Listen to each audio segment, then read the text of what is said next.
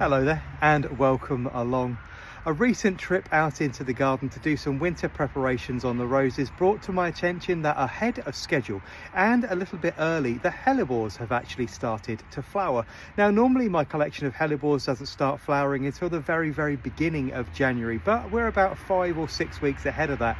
So this is your cue to head out into the garden to not only appreciate these absolutely beautiful winter flowers, but also to remove last year's foliage. And I'm going to turn the camera so you can see what I'm going to do. You can see this absolutely beautiful pure white hellebore here already has quite a large amount of new growth and flowers coming on it, and the old foliage is very much in the way.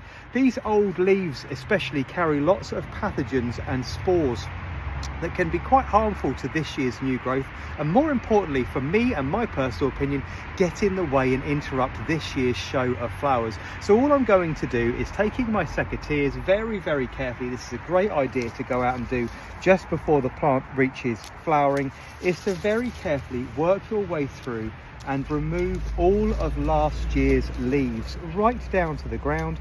It's also a really good time to get out and consider giving them a really good mulch. Give them something with lots and lots of nutrition value to fuel this new fueling, but remove all of those leaves. I'm going to go ahead and do those in just a minute, but remove all of last year's leaves and either take those to the incinerator or to the compost bin and compost those down. You will then have a beautiful faultless display of this year's new flowers and new growth coming through over the next few weeks. So do head out into the garden and have a look at your hellebores and see whether they're blooming just ahead of Christmas.